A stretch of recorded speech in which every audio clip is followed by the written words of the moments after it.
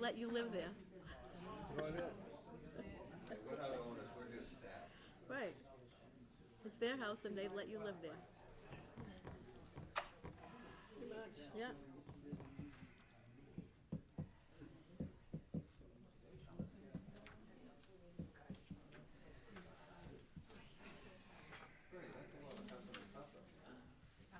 All them couple of years of smoking.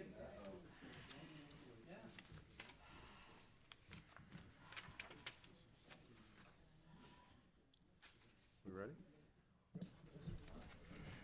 Move to open. Motion open. Second. All those in favor? Aye. I pledge allegiance to the flag of the United States of America and to the republic for which it stands, one nation, under God, indivisible, with liberty and justice for all.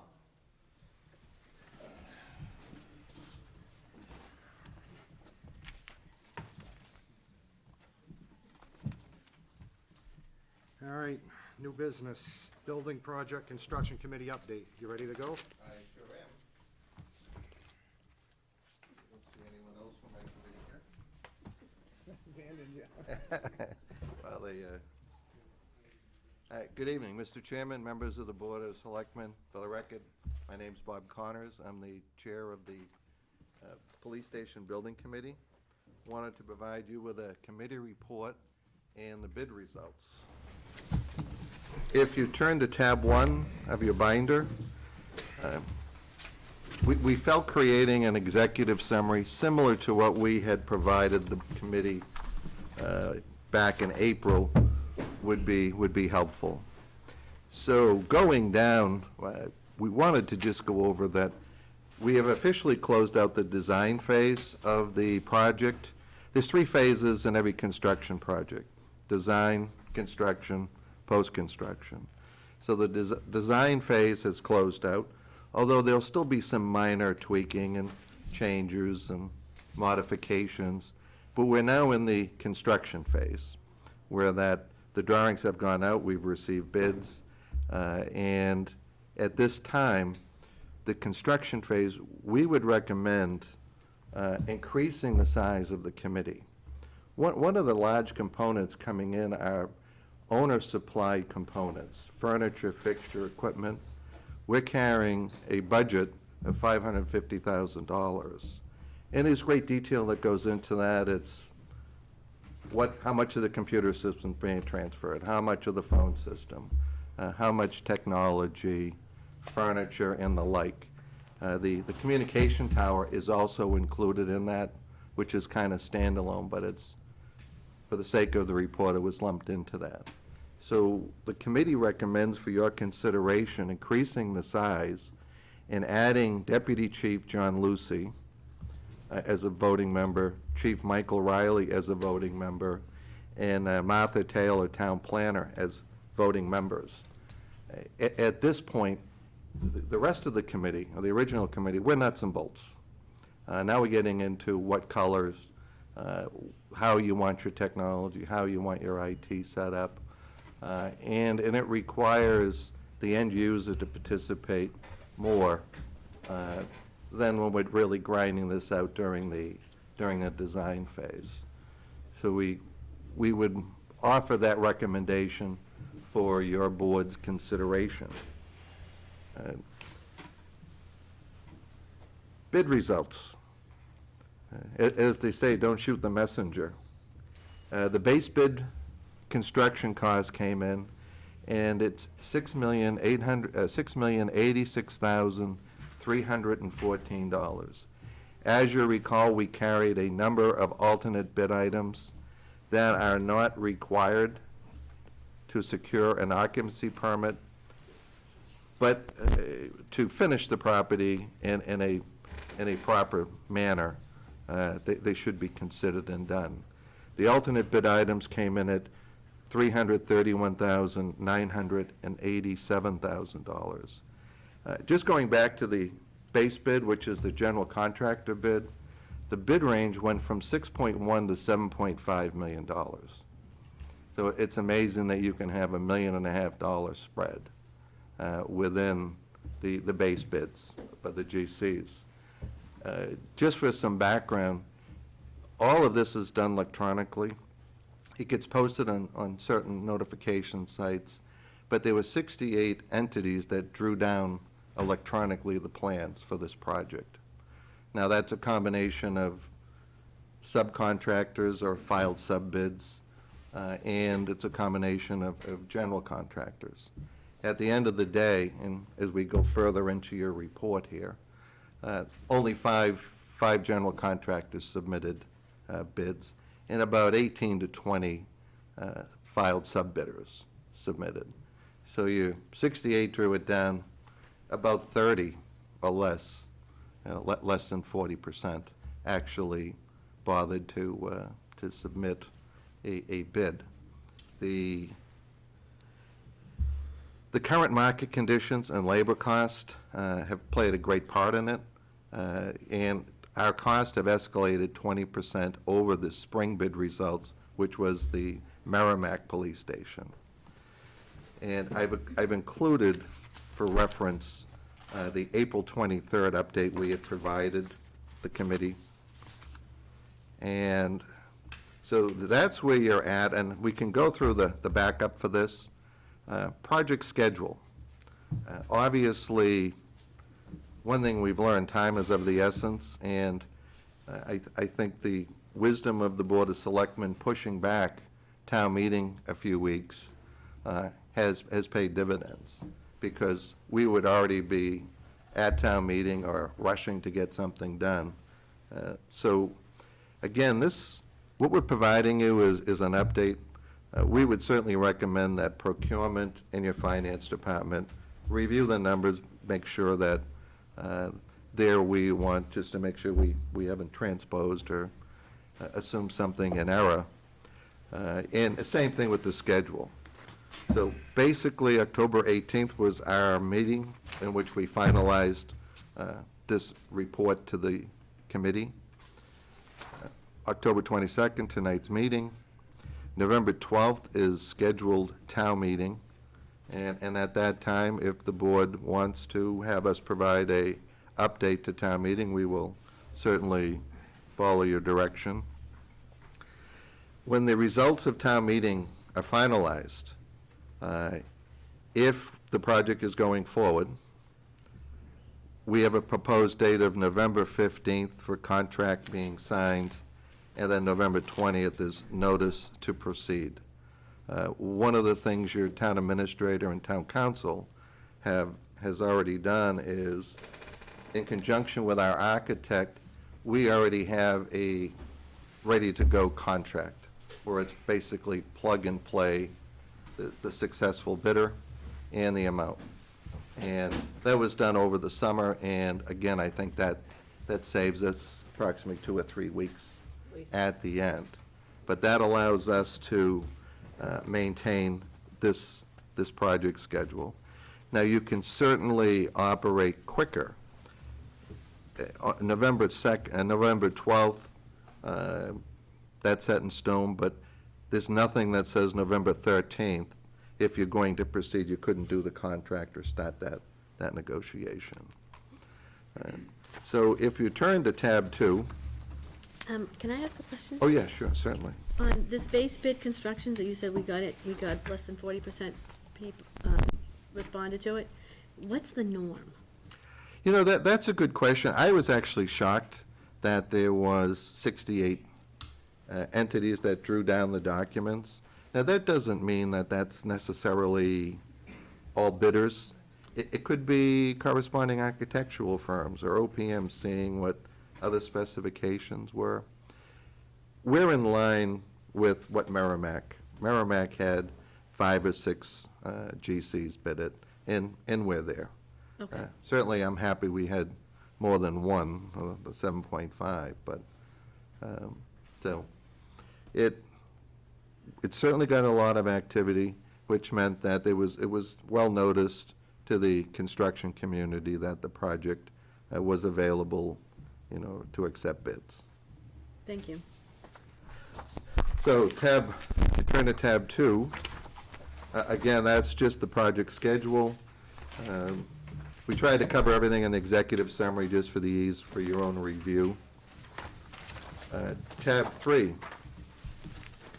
During the bid process, when the filed sub-bids came in, there was some confusion on the elevator line item.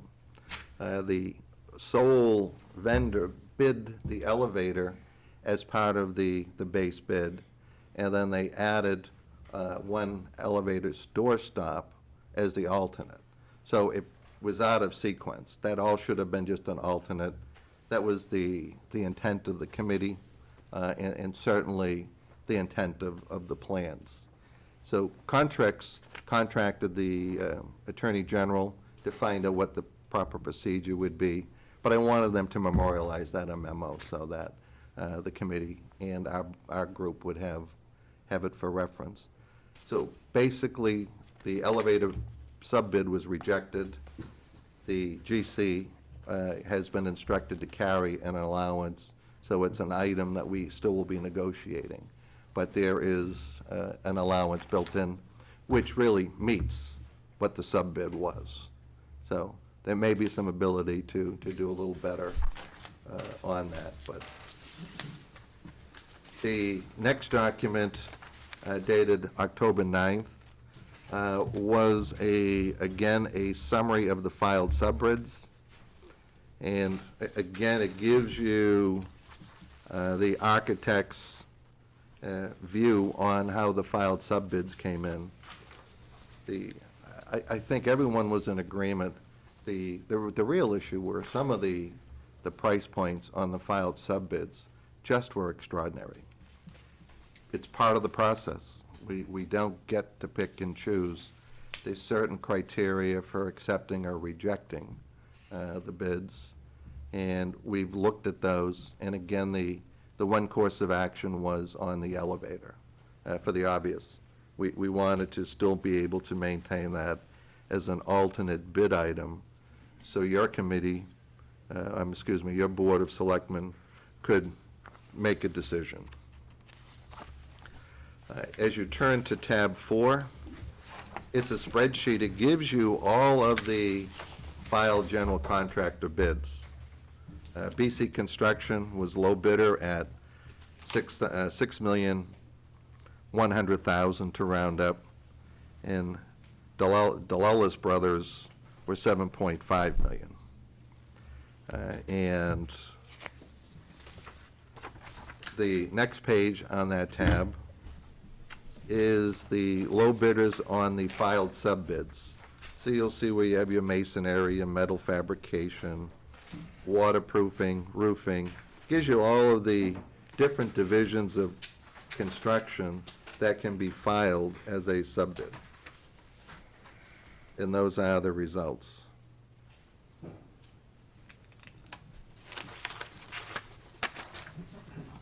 Okay, tab 5. You've seen this one before. It's a working spreadsheet. We call it our estimate of probable costs. You'll see a number of columns that have dates associated with them. Back in January, when we first met and organized the committee, we were looking at $6,715,000 based on available information, and that was using $450 per square foot for construction, which was the basis in 2017 and 18. You'll see that jump up in March of 2019 to $7.8 million. That's when the Merrimack Police Station came in, and it revealed that $450 per square foot was no longer viable, and it was now in the $550 per square foot. So the adjustments along, as you'll see, it bounces up. You know, the budget is fixed. It's at $6.5 million. As we sort through and come up with firm pricing on something, we then adjust that line item down.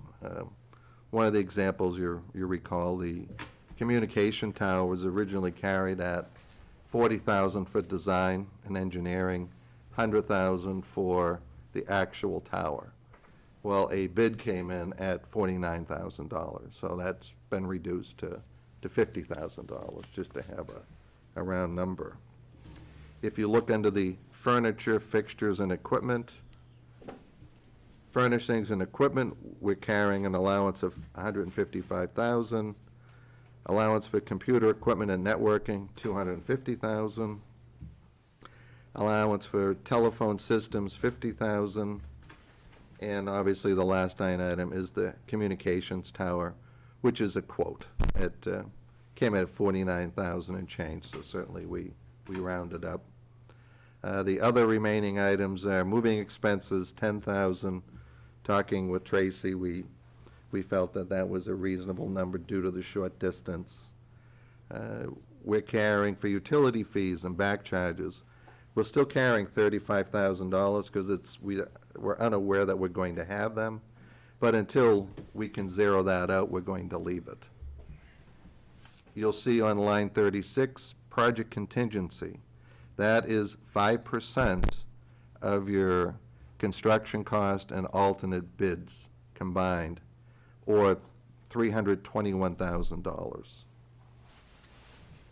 Grand total is just under $3.3 million, carrying $321,000 as a contingency and a reserve. You have $331,900 as alternate bids that you can look at and decide what direction you want to go in. And out of the $550,000 in FF&E, we anticipate $150,000 to $175,000 could in savings as we finalize items. I don't think anyone expects furniture being moved over, and Mike has done an inventory. They have about 85% of all the furniture that they need. But again, our protocol has been that once we have a fixed number, we will make that adjustment. So that's it in a nutshell. Under the FF&E, certainly you understand why we would recommend adding some more hands and sets of eyes on that to address that. If you turn to tab 6, this is the actual bid result. It gives you the information. So this is BC Construction was the low bidder. DCAM oversees and regulates this whole bid process. It gives you an evaluation of the contractor. So this particular contractor has been evaluated on 13 projects, has an average project evaluation rating of 91. 80 or less is failing. Number of projects below passing score 0. And it gives you the limits.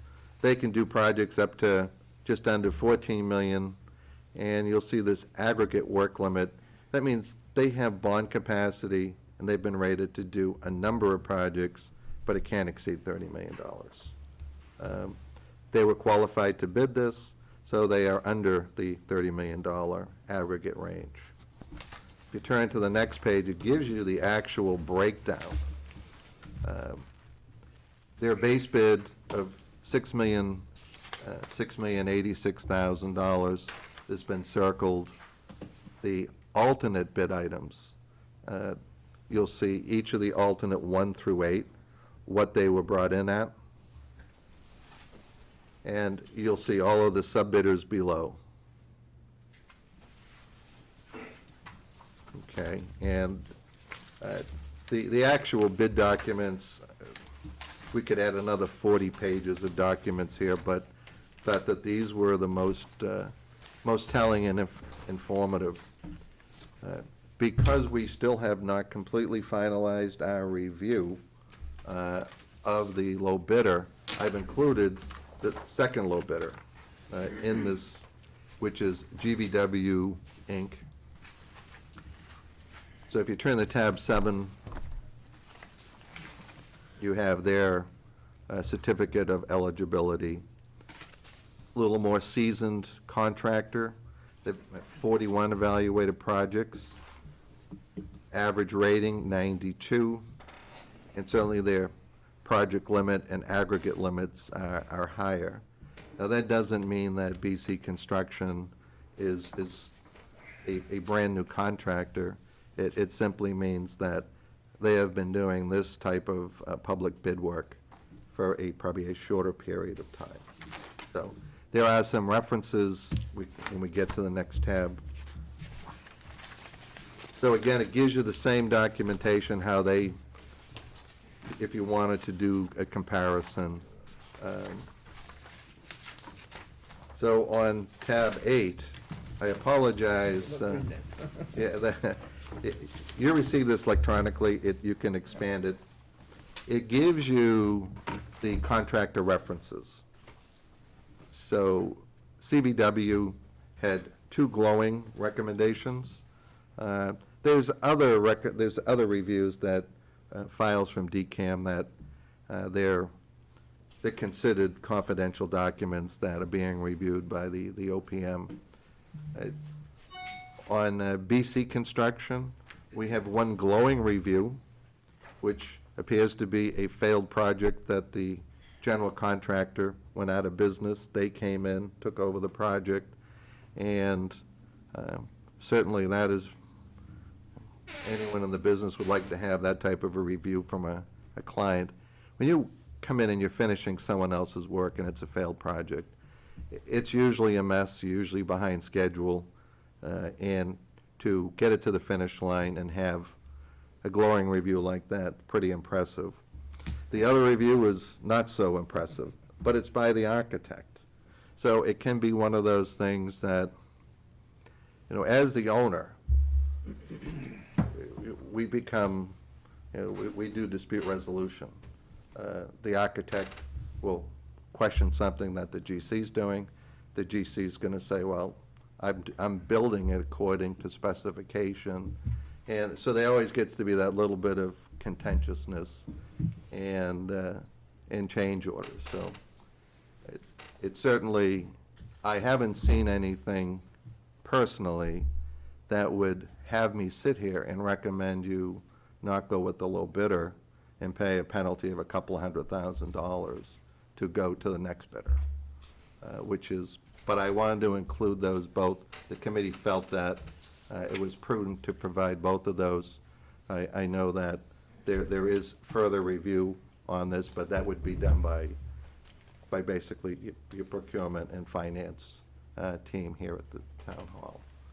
But that is basically where you're at. It is what it is, as they say, but our observation, we've had discussions within the committee and with the architect and the OPM, and the market is just superheated. Some of these filed sub-bid numbers take my breath away, but it's the process. We don't get to say, yeah, we'll reject that and then we'll have someone else do it. It is just the way the process is set up, and it's as much about compliance as it is about quality and cost.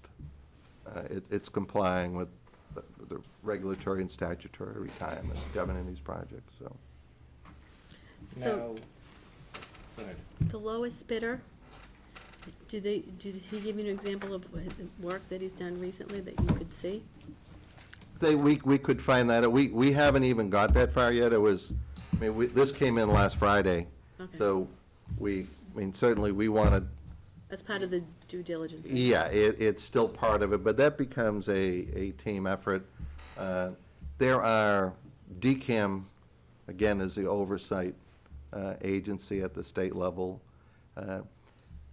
Now that the low bidder has been identified, our OPM can then look into other relative documents, but they're considered private. So he can only give us I mean, technically, he's going to say, yeah, they're, overall, there's no problem, they got a 91 rating, or half of them are terrible and half of them are great. But I think we got to all work in kind of parallel paths, because our goal was to get this to you as soon as we could, because you're faced with an upcoming STM in which you have decisions and need some numbers. No, again, this is our report, but the numbers should be verified by procurement and finance and adjusted accordingly. Thank you. With the, aren't we required, unless there's a legally justified reason not to go with the lowest bidder, to select the lowest bidder? Or what is that, what does bid law say about that as far as our choices? You'd have to have have to- significant yeah. justification. Yeah, really. That's my, that was Yeah. my And then you understanding. get fined, Okay. probably. I just wanted to confirm that, thank you. A recent issue up in Drake, Mass, they put out to bid a fire station. All the bids came in. BC Construction was the low bidder, and Russo Construction, that's doing the Merrimack project, was the second bidder. Drake rejected the bids. It appears they rejected the bids and they rebid it. And the result was first and second changed place, but the overall aggregate cost went up $500,000. That's a risk. So that was the result. I know Tracy is reaching out to her counterpart up there. We chatted about this today to see what, A redo doesn't always go in your favor. it, Rarely goes in your favor, I would think. in this type of market, it's, Right. you know, it's crazy, to be honest with you. But if you wait and you want to roll the dice, then when things get really bad, interest rates usually go up, and I don't see any wisdom in rebidding it or not going forward. It will, if you're going to build a police station, you have a AAA bond rating, you have very low interest rates. Your opportunity is now. How you go about doing that or what you decide is certainly, you'll have a spirited discussion on that. Any other questions in the committee? Okay, thank you. Thanks for your work. Thank you. Thank you. Sorry, now that we dismissed you, Bob, what would be the ideal time to roll in more members on the building committee? Has that time come? What I would suggest is, if you could do it tonight, because what we want to do is be able to prepare collectively for a presentation at town meeting. Yeah, and the clock's ticking. If you decide that you would like a presentation by the committee, and I think it'd be beneficial to our committee, this moves really fast right now. We're gonna be talking in parallel to the general contractor and coordination of certain things until, obviously, you've made the decision and have the funding. Nothing will go forward, but there's a lot of preliminary work that will start to, or should go forward now. So if you could consider amending the committee size tonight, I think that would be a big benefit to our group to get you more information or be better prepared at town meeting to present where we're at. Mr. Chair, would you like a motion? Motion to amend in the construction phase the size of the committee by adding Deputy Chief Lucy, Chief Riley, and Martha Taylor as voting members. Second. Okay, discussion. I still feel we should have another citizen on it. It's just, that's just my feeling, it's like, but we go from there.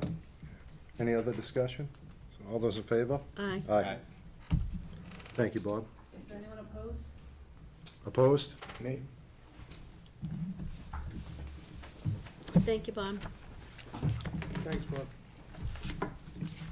And thank you, Eric, and I know John, I saw John. Yeah, you know what, I'm here. It's a team effort. It's, nothing gets to the finish line without everyone pulling the sled forward.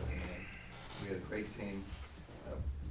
We take great pride in the time and effort that we put into it to get this done in a relatively rapid period of time. Would have been nice to get it done a little quicker, But it's a process that just plugs along. Right. I appreciate all the energy in early morning meetings you guys have exerted and attended, and also I know the homework comes late at night when you'd rather be relaxing. So all your efforts are greatly appreciated, and you've been here for so long sticking by this, Eric. We're almost I'm there. proud of you. All right, thanks, guys. Thank you, everyone. Thanks, John. Thanks, John. All right, Byfield Community Arts Center, discussion requirement of one-day liquor license for private events. I didn't see this in my packet. What's the paper? backstory on this, do we know? Yeah, is there paperwork with it? So, I was contacted by a group, well, representative of a group of parents, Tim Harris, representing a group of Triton parents, and he came in and said that they were having a fundraising event at Byfield Community Arts Center on November 2nd, and he wanted to know if there was anything they needed to secure to have alcohol. His understanding from Heidi, Fram, and others, maybe Linda Allen, was that it would be permitted to BYOB.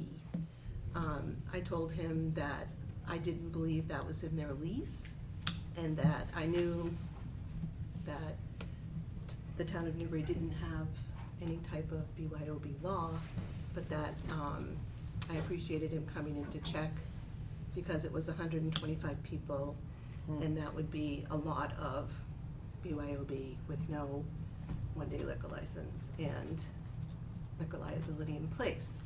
So I reached out to Tracy Blaze and together we reached out to Maya and Town Council, and they recommended both that it not be allowed, and that any kind of function serving alcohol in a publicly owned place needs a one-day liquor license, if you allow that. So that's the background. Okay. And I also understood that I worked with Mr. Harris and explained this to him and sent him the application and information about securing event insurance, which isn't very costly. My understanding was that he was going to pull a license, fill out the application, submit it, but I didn't hear back from him. What was the date in that? When did he Yeah, come in? when did you first start asking? So, let's see. We talked on the phone, and then he came in twice. I'd have to look back through Just everything. ballpark, I mean, this month, last month? Mid-October, Okay. When's the event November 2nd, so it's coming up? coming up fast. And I explained there was no meeting in early November, it was a special town meeting, so that's where we stand. Okay, questions, comments from the board? I mean, having read what town council wrote and to me, it only makes sense that it would be, since we don't have a superseding bylaw about BYOB, that it would fall under a liquor license, and we'd have to have the same protocol in place for that sort of event. Where did you read the town council's? I don't have a copy of that. It was I thought it was in the packet, but I don't know. It's not in the packet. I didn't It's see- not in the packet. Right, I saw a letter in my email. I don't know. I got an email about it, okay, that's like, so I don't know which email it was. so if we do this, we're gonna require every event at the, The private events, so the Byfield Community Arts Center pulls, I think the understanding for them was that as long as it's not sold, people could bring their own alcohol, but that is not the case. It's a liability for the town and Byfield Community Arts Center to allow alcohol in the building without a license. So,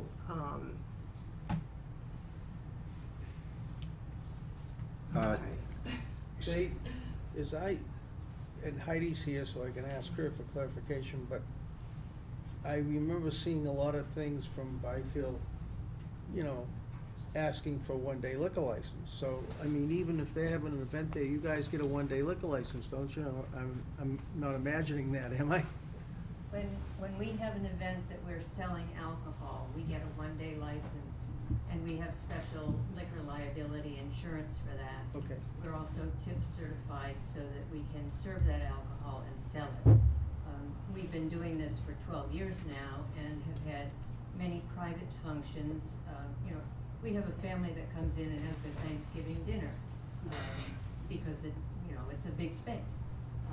And they probably serve wine at their dinner, although I'm not positive of that. So, what this would say would be that they would have to have a liquor license. If that has to be the case, then I would certainly request that the process of getting a license be changed. That, for 12 years, we've never had an incident. We had one set piece small on an actor that we admitted to our insurance company, although it was not a serious event. But we have never had anything involving alcohol or the serving of alcohol. For me to go around town and get 5 different signatures, to get a license that, it's the same every month. I don't mind paying the $50. It takes about 3 hours to get everybody's signature, and then you have to have your insurance. And I think that a lot of our existence, our revenue, comes from renting our space to groups. We also provide our space without cost to people that are doing, other nonprofits that are doing fundraising events. The one that Tim Harris is doing is the Triton Sports group that's trying to raise money for Triton Sports. I don't know what to say. If you feel that we have to have a license, it's seriously going to impact what we are able to do, and I would request that you do simplify the process.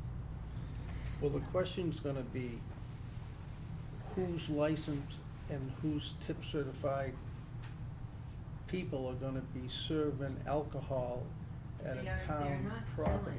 They're not selling alcohol. If a person or organization comes into our facility, your facility, to sell alcohol, then they are required to get a license. For groups that are coming in, like this family at Thanksgiving, who are having their own alcohol for their own consumption, or, in this case, with the Triton Sports, they're not providing the alcohol, they're saying that people can bring their own alcohol. So they're not gonna be, nobody's gonna be selling it or need to be tip certified. But that's the point that See, they. that's above my pay grade for the reason that What's You're Maya still serving recommending alcohol. at this I point? I think that's the problem. In our lease agreement, we allow for community events and for the BCAC to, not technically sublet, but to have these community type events take place. What I wasn't aware of was that they were being told they could bring their own booze. Once we became aware of that, I asked Maya and Lisa to weigh in on it, because I've never seen anything like this, so I wasn't sure how to proceed. And both of them advised against it. So I think you have to make a decision. Do you want these entities to carry the insurance and the liability, or do you want the liability on the town? So that's kind of where we are. So what type of an event is this? It's I understand it's a fundraising event for Triton. So if it's a But it's fun, not- Really, So, wait whether a it's a minute. fundraiser or not really wait a minute, doesn't. if it's a fundraiser event and they're bringing their own booze, how are they raising the money? They're having a band, they're having some auction items, and they're selling pizza, which is coming from a catered establishment. So Governor's Academy is another, I know, because I came up this way, I used to do a lot of these fundraising events for Triton. And we used to rent the space or use the space at Governor's Academy, and we had liquor donated and poured, but it was all part of the fundraising event, and I believe we had to get a one-day liquor license for that. And that's private property to boot. It's just town-approved property that's the problem. Yeah. Where else do we allow liquor on town-approved And property? and Heidi, I hear you, it's a pain in the neck to have to meet with the police chief and the fire chief, but, lots of other groups do. I've had that complaint before, but it's, by doing that, it keeps all the officials in the loop of exactly what's going on when, and also, like the Board of Selectmen, by issuing these liquor licenses, it keeps us apprised of what's going on and when. So I'm not opposed to refining that process, because it sounds to me like it's a serious Well, pain in the neck. I know what others have done is, instead of, I mean, basically, the frustration was, we can have an event in 10 days, but there isn't time to make a meeting.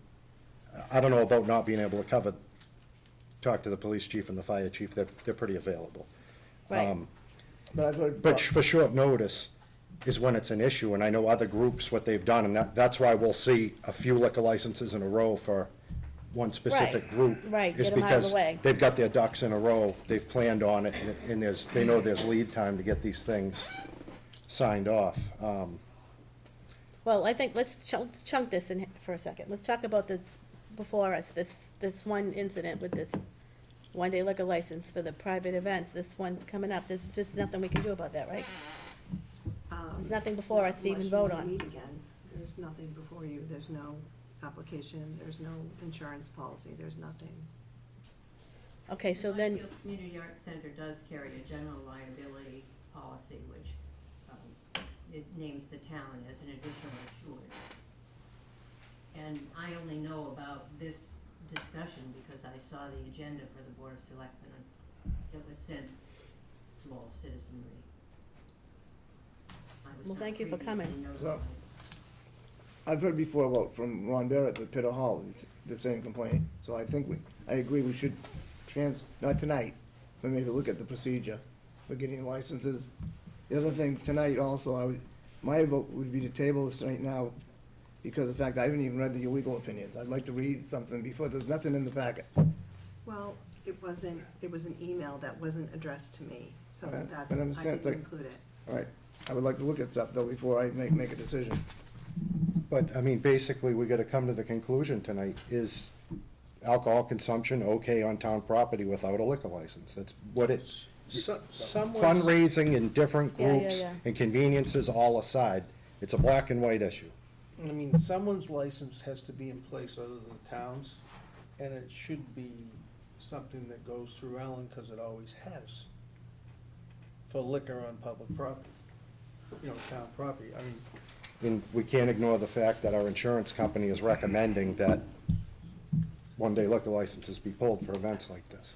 Well, JR, can I also say that this is already a short time, and until basically now, I wasn't aware that this was a situation. So, I've agreed to let the Triton people come in.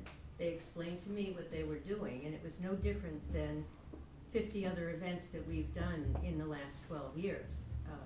And now to say, I think so is this, I don't know how to fix that, because it's an important part of what they're doing for their fundraiser.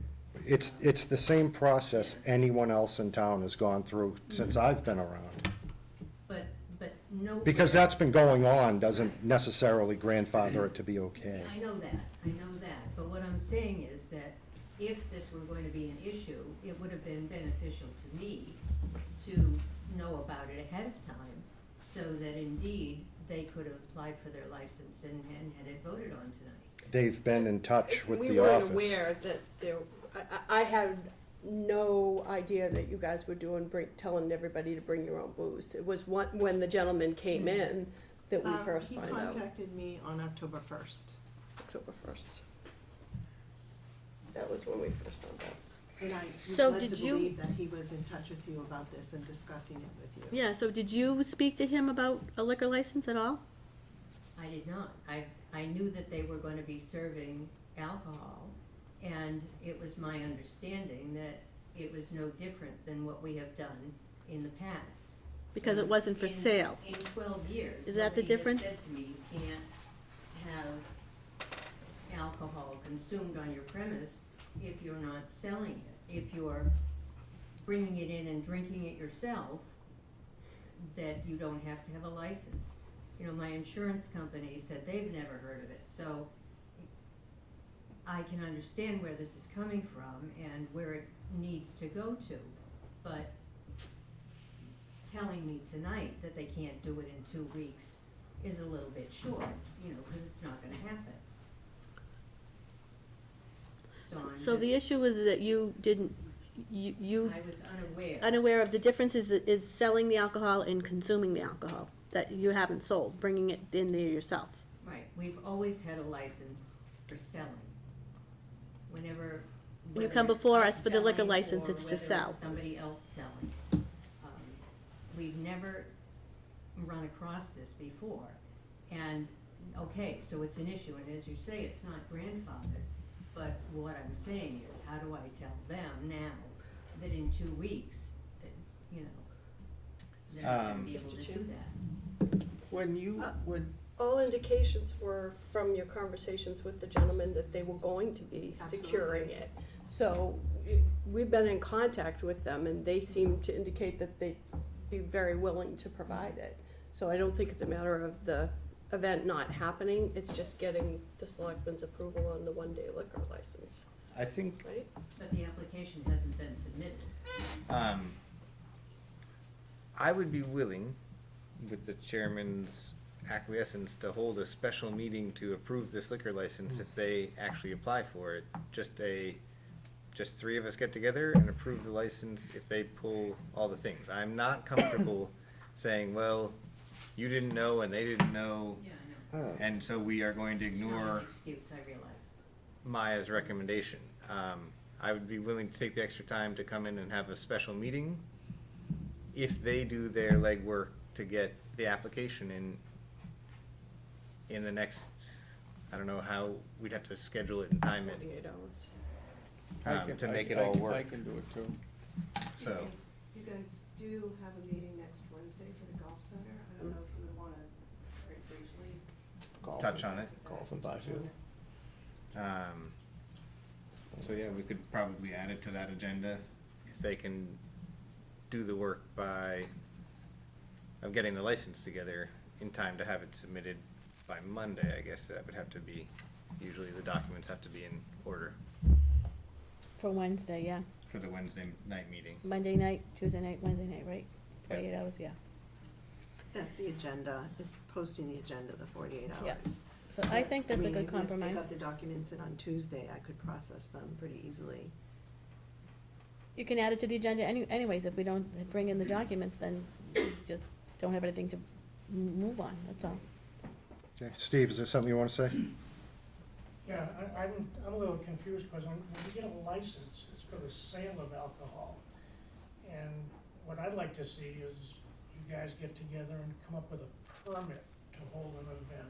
That you can, because I don't believe it's the law, our insurance company doesn't know anything about it. One-day liquor licenses are not issued for the sale of alcohol, they're just issued for alcohol serving. Even like a wedding with an open It's not bar. about the sale.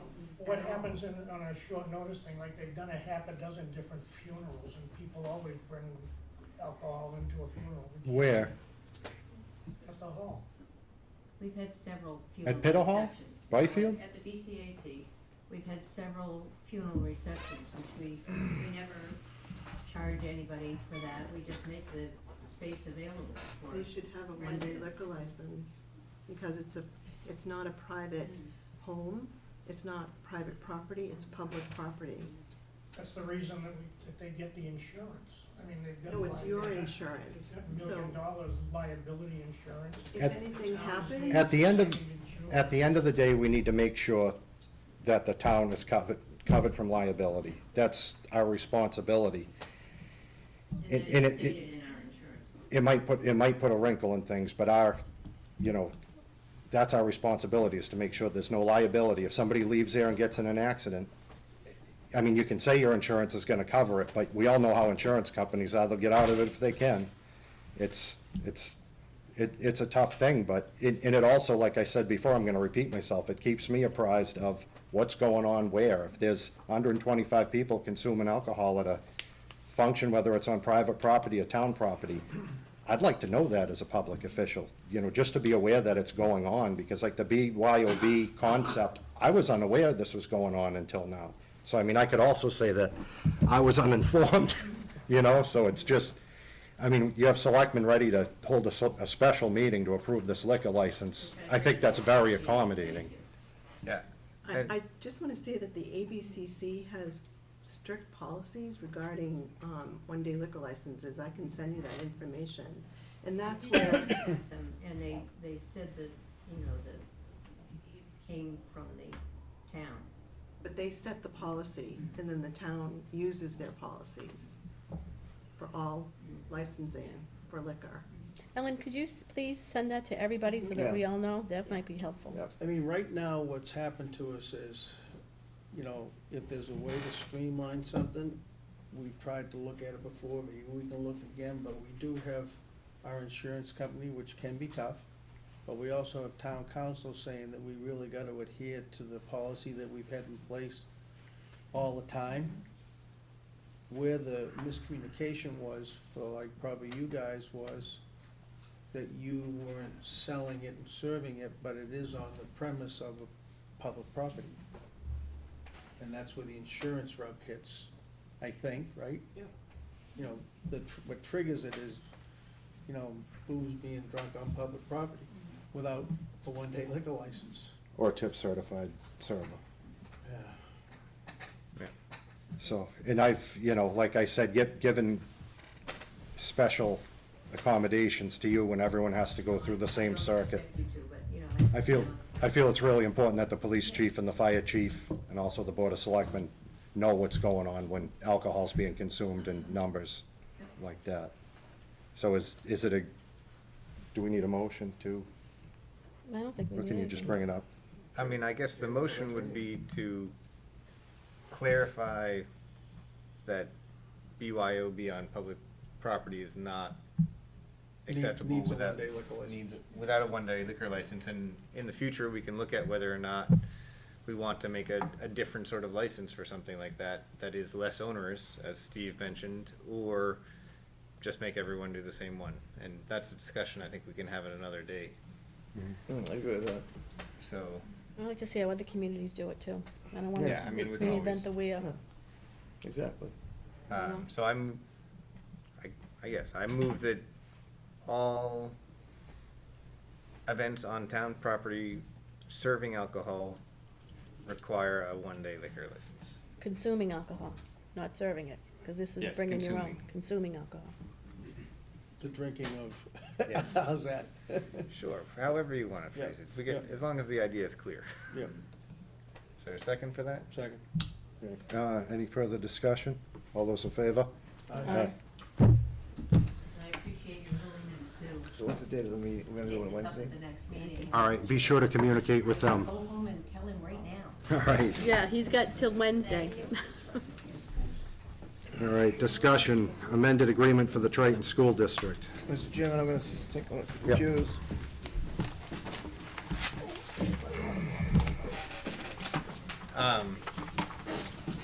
So, I move that we approve the amended agreement.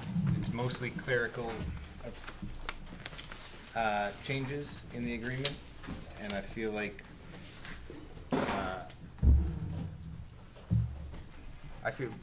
there's no, it's not a significant change in any of the pieces that are before the board right now, so.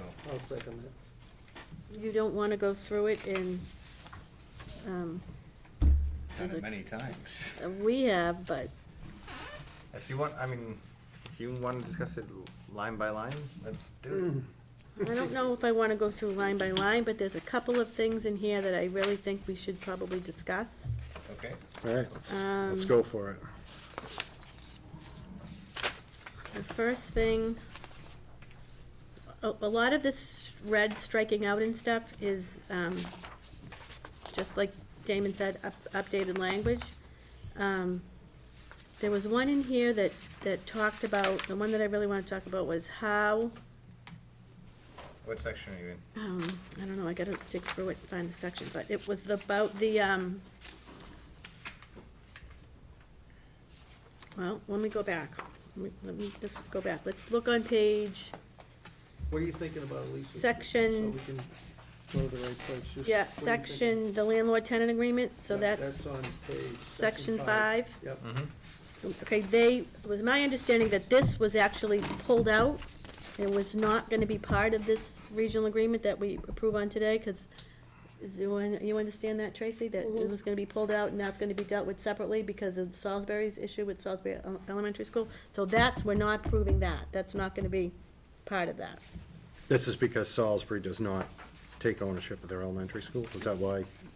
They're gonna pull. I'm just wondering what the Salisbury, Honestly, I don't know why Salisbury has, what they're doing is doing, but I know to that. me, I wondered that too, right now. So I don't know, but I know that the landlord-tenant agreement is something separate to the regional school agreement that is gonna be discussed separately.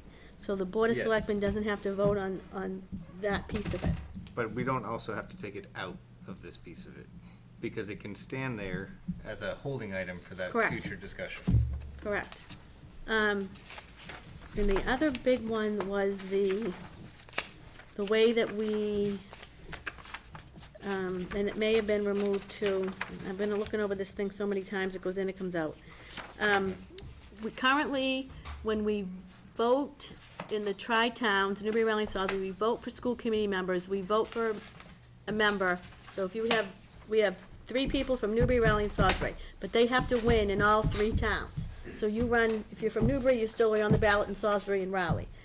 If there's nobody that runs, and there's an appointed position, currently, the way the agreement reads is that the 5 of us, the Board of Selectmen, and the 2 elected school committee officials, meet with the appointed, like we appointed Paul Goldner last, meet. They want to change that in this agreement I think to that mirror was- the election process. I think that was taken out, wasn't it? No, it's in section 1E, I believe. I thought Rowley didn't like it and we took it out. Riley might not have liked it, but I don't know. Developments and governance, is that what you're talking about? Section 1E was towards the beginning. One I don't is to close Programming. programs, remember. not Oh, yeah, to- that's No, not it. you're talking Yeah, about- no. I think, Okay. I think what Alicia is talking about was struck, because either Rowley Elections. or Salisbury objected to the format.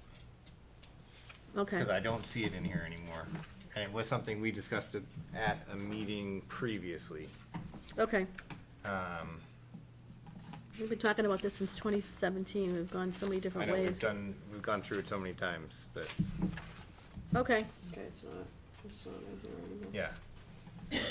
So I believe that that governance issue has been struck. okay. Used to be under governance. The Communications Committee, they want a committee chaired by the chairperson of the school committee or the chairman of a member of the town's board of selectmen and comprised of representatives from each town, consisting of at least 1 select person, 1 finance committee member, and town administrators, and school committee members, and the superintendent, or his or her designee shall be organized for the purpose of establishing meetings. So although any of the parties disagree, may call a meeting of the communication through the chairperson of the school, or through the chairperson of the school committee. So they want to make it 1, Board of Selectmen member. And the other big thing is that we agree that this agreement shall be reviewed every 5 years, which is a good thing. Yep. All right, we went through it, thank you. Mr. Chairman, I did have one question, because I didn't attend those meetings. Under section, let's see, 5, where it talks at the bottom, of what they added, it says, an addendum to this agreement shall specify the process for the apportionment of the costs of specific district-wide capital projects such as stadium renovation and maintenance. Do we have a draft of that What page are addendum? we? In- I don't have the addendum.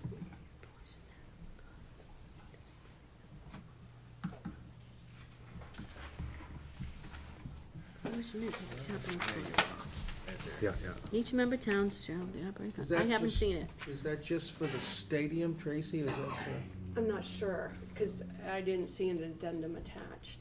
Yeah. That's the I think only it's, the difference. idea is that they're gonna make a capital planning committee essentially. Well, they're gonna do that 5-year, they're gonna do a capital plan, Yeah. yeah, in this document, it states it, yep. And so, Well, this says they wanna go by the two-step formula Mhm. of how they're going to assess capital and operating costs. Maybe I'm reading it wrong, but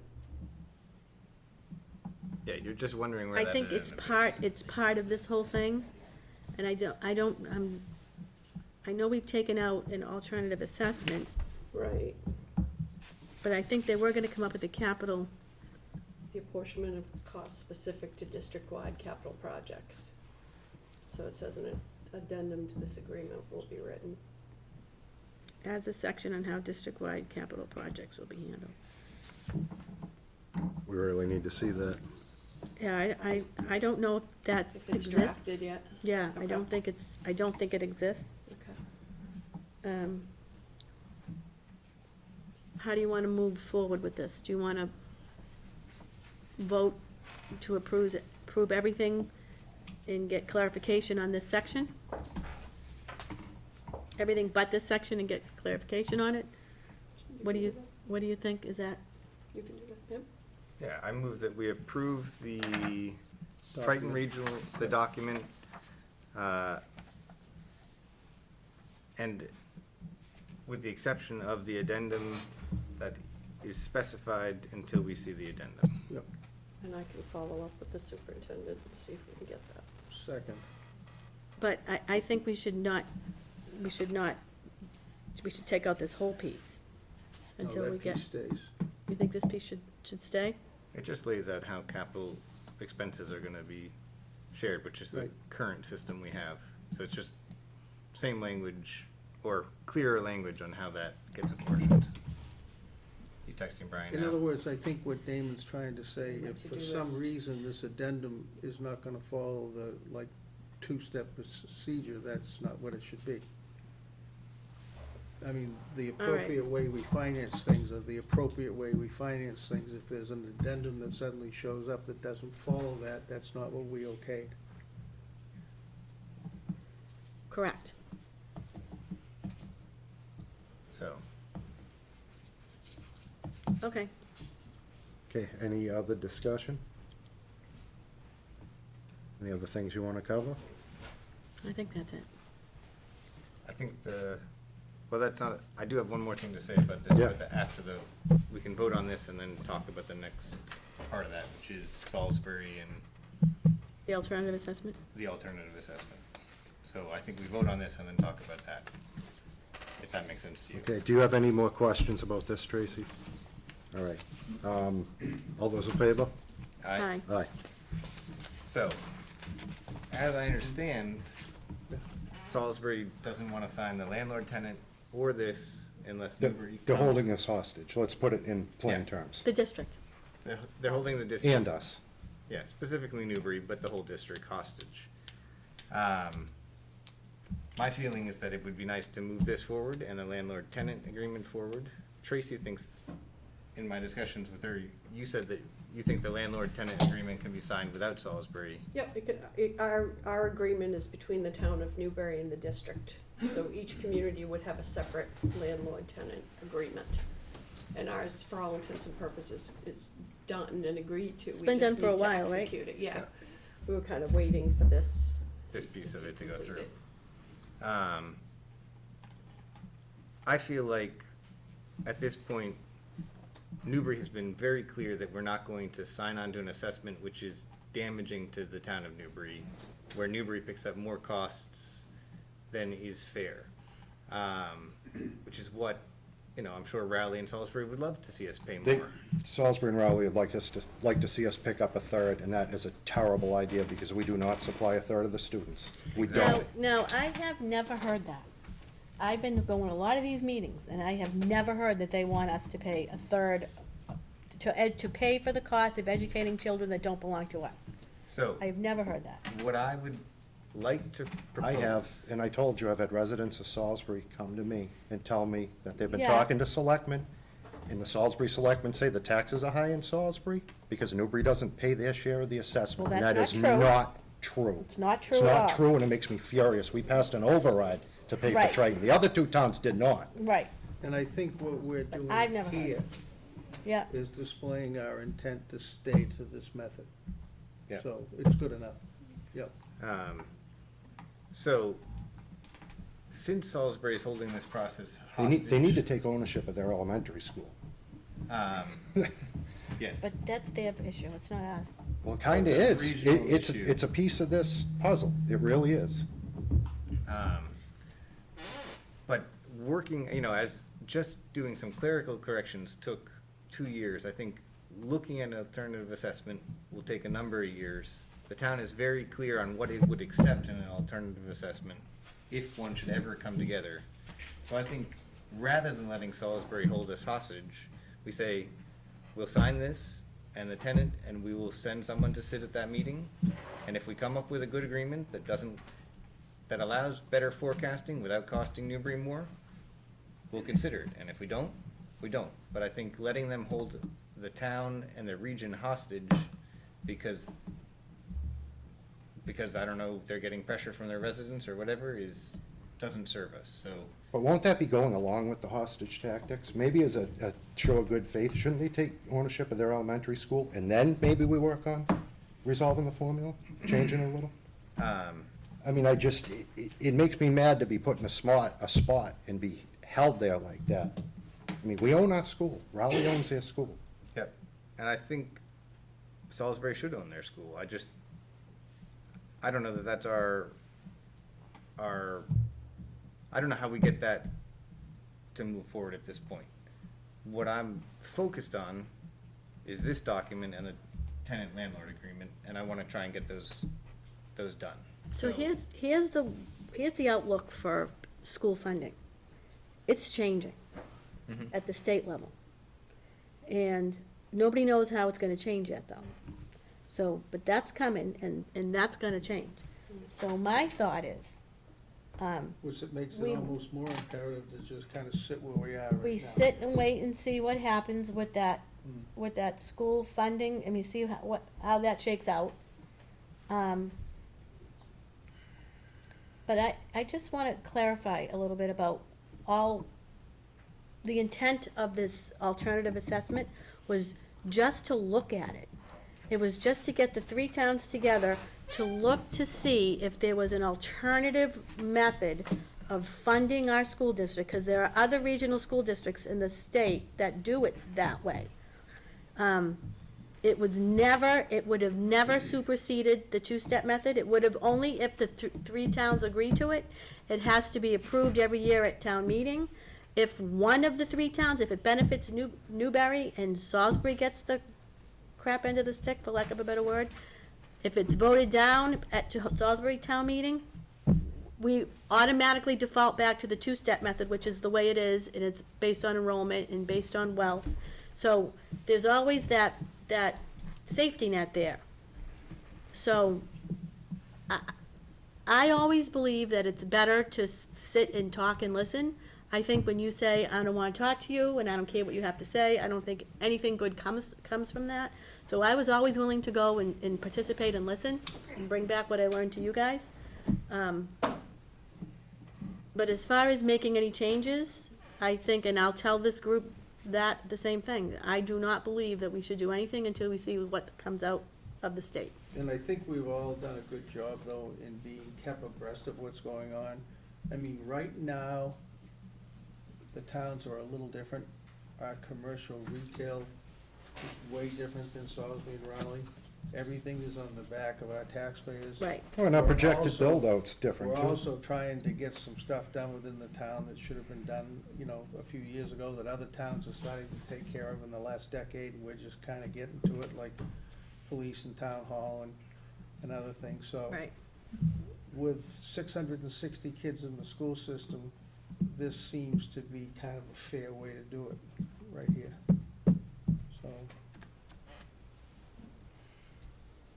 So, yeah, I guess the question becomes,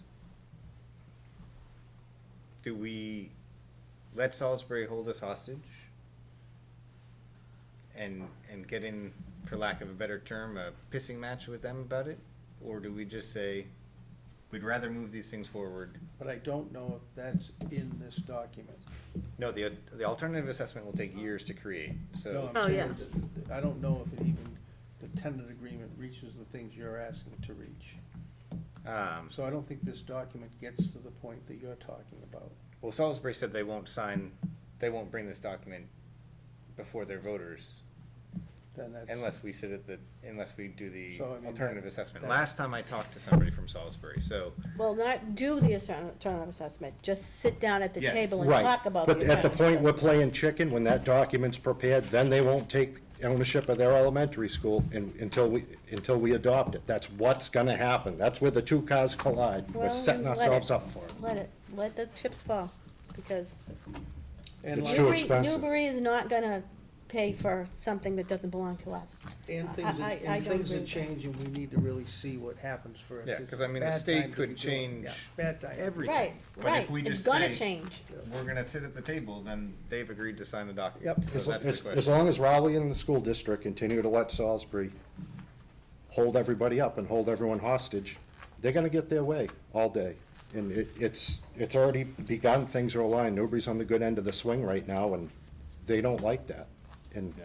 it is what it is. I don't wanna bring this up. Talking about school issues and funding's never popular, but it's gonna affect our tax rate here so greatly, like, we The have many school- less students than Raleigh and Yeah. The Salisbury. school We just budget do. the school budget is the single most detrimental factor to the town of Newbury, is that could bury us, because we can't afford Well, it. we've also, we've done our Changing the best. formula would be a good way to get the shovel out. Well, Alicia, we've done our best, we passed an override, I mean. Oh, I know all we've that. all- They haven't done we've that. stepped no, up. I know all that, I We've understand all stepped that, but all I'm saying is that just to sit at the table and just listen. You don't have to, and nothing, we can agree to the moon. It has to be approved at town meeting too. This is not in our hands, this is in town Well, meetings.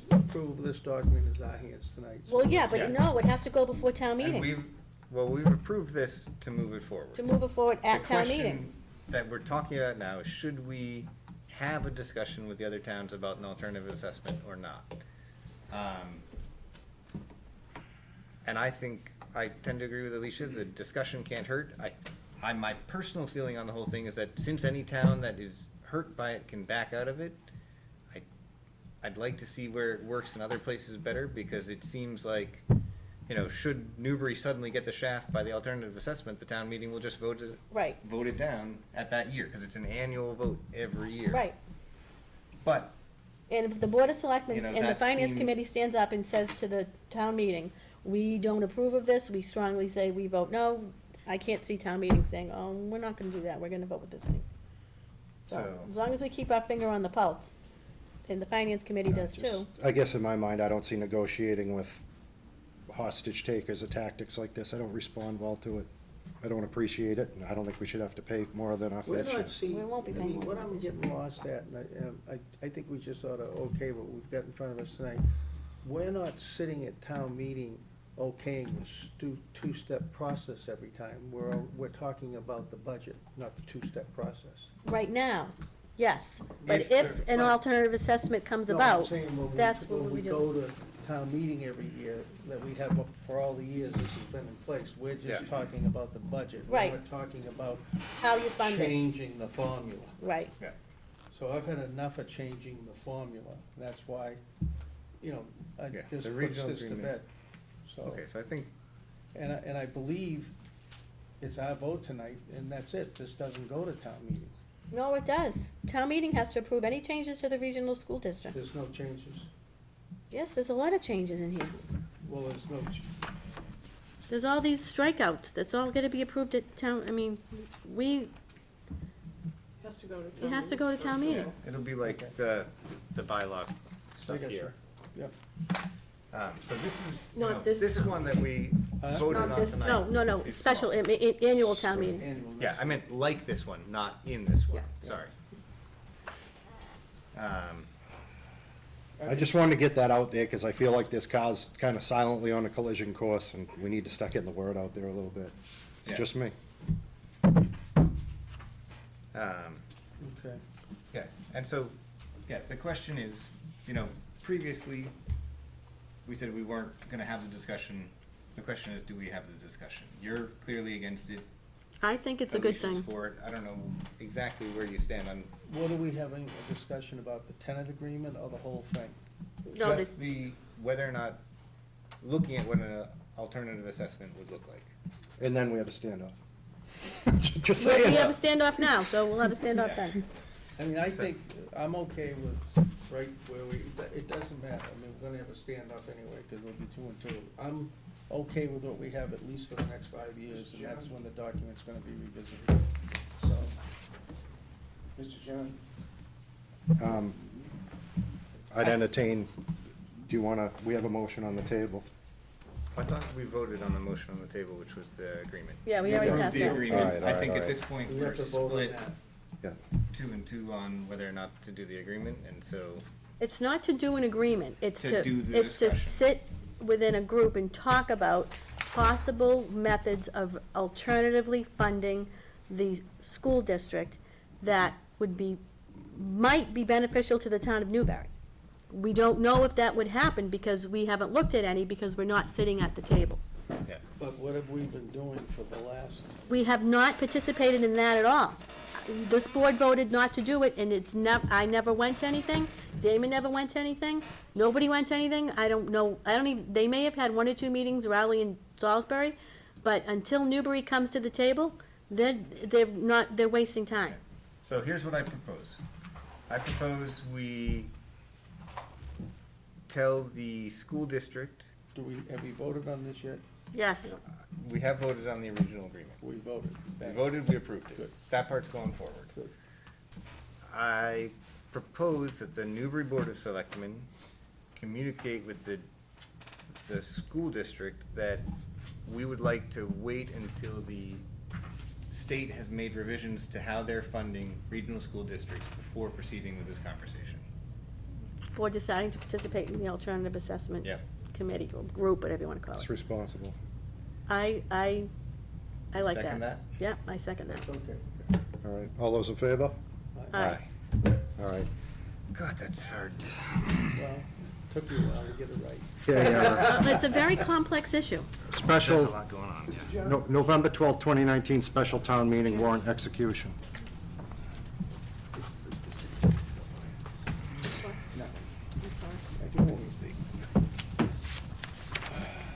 Want to run us through the warrant, Tracy? Sure. Okay, so this is just the draft warrant. It's, based on what you approved tonight, we will, or Ellen and I will we'll print out a final copy for your execution, and we'll provide it to the town clerk for posting. So the items that I've been notified to appear on the warrant, include Article 1, in which we'll just accept, reports. The reports that I've been told will be made are a report of the Finance Committee, which they generally make at the beginning of each meeting, as well as a report, an update from the Building Committee meeting, similar to what you heard this evening. So it's not selectmen, the school committee and all that stuff, no, right? I'm like, what is the selectman gonna report? That basically allows town employees to speak and Right, Okay. right, that's just, it can be anyone, but those are the two that I've been notified that wanna make a report. The selectmen, of course, can make one if they'd like to, or any other boards or committees. The second article that you see is the appropriation, of 1.73 to 1.8 million, amount to be determined based on the review, the documents that the committee provided tonight. Eileen and I will take time to go through them all, determine if there's anything missing, look at the procurement. But based on what we saw, it's gonna be between 1.73 and 1.8 is what we're looking at. The proposal here gives you flexibility. The recommendation is to borrow the additional amount on the same criteria that we did the initial 6.5 borrowing. Again, that will allow you to protect your current rating, take advantage of the historic low interest rates that we've heard about and have been talking about, and maintain adequate reserves, because we all know that we have the town hall still looming. So that's seeking the bond authorization. I don't know, Chairman Colby, do you want to vote on these as we go or at the end? I think it's probably important to vote on them as we go. Are you guys ready to enter a discussion about this? Sure, motion to approve Article 2? Is there a second so we can have Second, I'll second. all right, discussion? Article 1, 2. Oh, all right, Sorry. Motion to approve Article 1 and 2. Second. okay, discussion. Um, My God. So, we just did a bond issue. Mhm. Would we be doing another bond issue for this 1.8, we'll say, for Yep. now? How exactly is that legally structured? Do we do a budget override?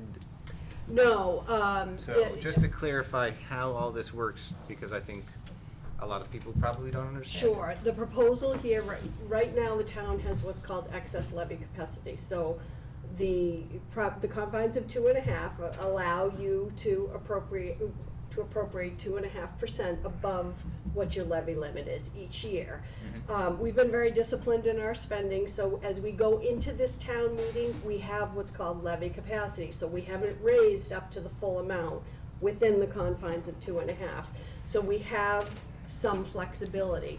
Looking at similar structuring, level debt service, financial structure, we would be somewhere in the around the range of about a $90,000 a year debt payment for the 1.7 to 1.8. Estimating 3%, knowing that in all likelihood we'd come in Get it under there. that, but estimating high until we actually go out to bid.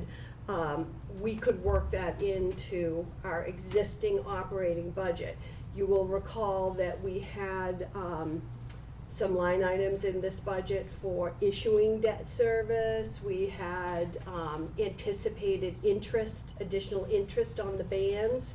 We didn't go out, we only issued one band because the financing rates were so attractive, we bonded right away. We didn't wait till the end of the construction process. We wanted to take advantage of the rates now. So we have some flexibility there, and that's why we're able to work it in. So in effect, it wouldn't be an override, it wouldn't be a debt exclusion. You wouldn't be looking at increasing taxes. That's the key, it's not going Yep. for a debt override Yep. exclusion. So if I understand this correctly. It won't raise the taxes. Right. If I understand this correctly, the town has the ability Mhm.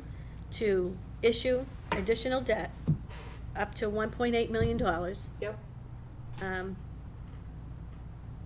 That I won't say is no cost to the taxpayer, but it's within the operating budget. They won't see any won't additional. require a debt exclusion, it's not above 2.5%. It's not above Right. 2.5%, so it's within our 2.5% Right, tax levy. levy, yep. And, it would Melted cost us, two-thirds it would vote. cost us just an additional $90,000 a year For 30 years, for 30 years. yep.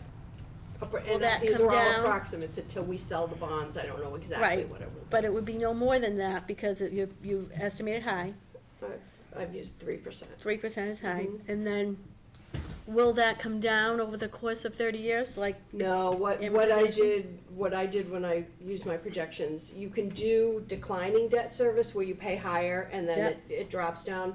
But we used level debt service because we felt it Spreads it provides evenly. evenly over the course of the whole issue. Okay, so that's gonna not come down, it's gonna be No, even. it'll be- That really gives the town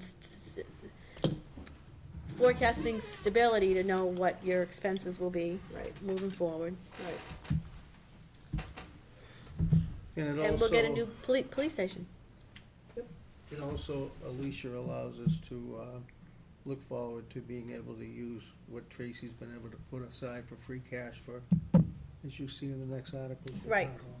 Yeah, in the next, actually, two articles, you'll see, the issue that we just sold. We got a premium of 45,000. Right. That 45,000, this article you see here, is the appropriation, so it's allowing us to use that 45,000 to pay down the debt we just issued. So that'll be applied against it. And then the following article is taking $1 million of our free cash and moving it into the town hall project account. So, you know, you could kind of put it here, you could put it there, but at least it's, again, disciplined. We know we're not gonna spend that on anything else. It is for that project, And whenever that should we're not occur. immediately depleting our reserves and affecting our Exactly. borrowing Right. capacity. Exactly, where we know we're gonna have to issue debt. We Right. wanna maintain that credit rating. That's really important. And I think also, barring anything tragic or something, but we'll also have the ability, there could be a lot more free cash. We have land sales and other The things. land sale money will be closing out Right. as of next June 30th, so. we're But that you have specific to use for only certain things, right? No, there's two different ways that you can sell town-owned land.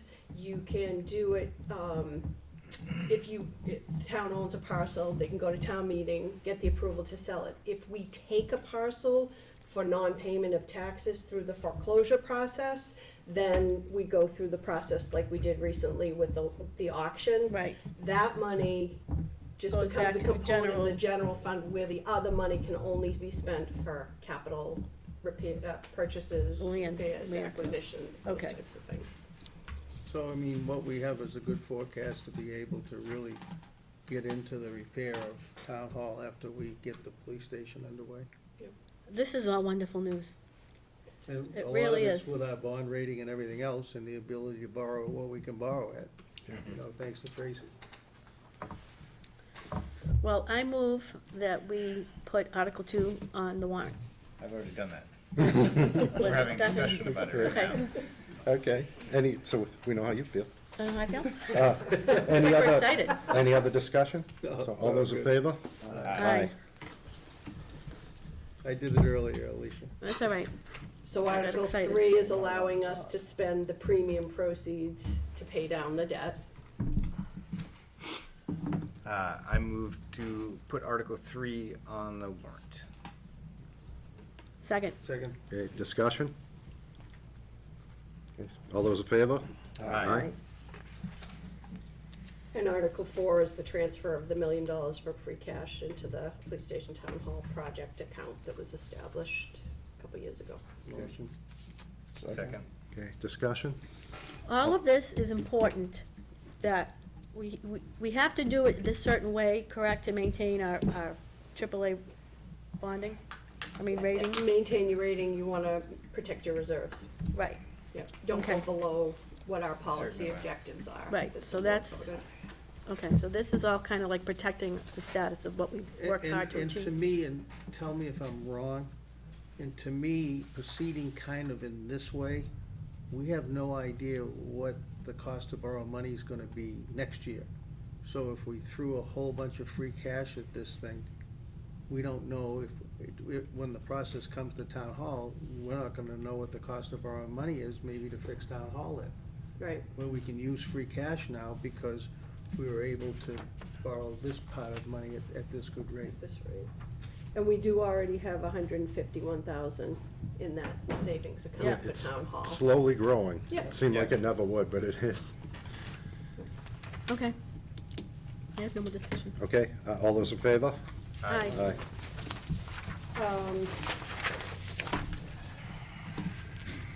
Article 5 is, we do, every special town meeting, we make amendments to our normal operating budget. So we're asking for changes to the general government section, including IT program services expenses for some software purchases. You'll see a transfer from the town clerk expenses to the parking clerk expenses, or actually vice versa. The sale of parking permits is going back to the town clerk. We had piloted it up a way. and people much preferred having the convenience of one-stop shopping. So that's going back to the town clerk, so you see the transfer there. Asking for a wages increase in the planning department of 23,000 for some additional assistance. I'm looking for 9,900 for the library expense budget. They want additional cleaning services. And then in the debt service line item, you see the increases there. That accounts for the authorization that would be provided under Article 2.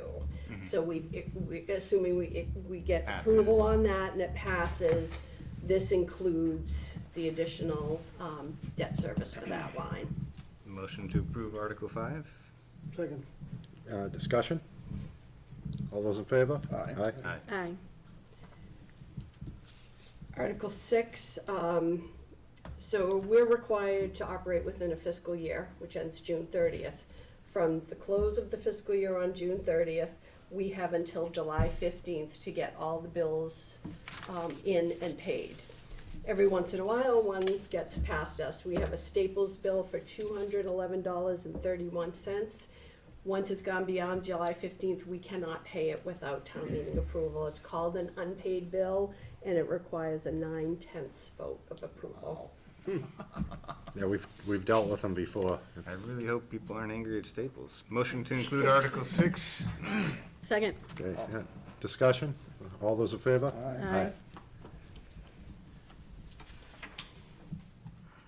Article 7 is looking for a transfer from free cash to purchase an administrative cruiser for the police department.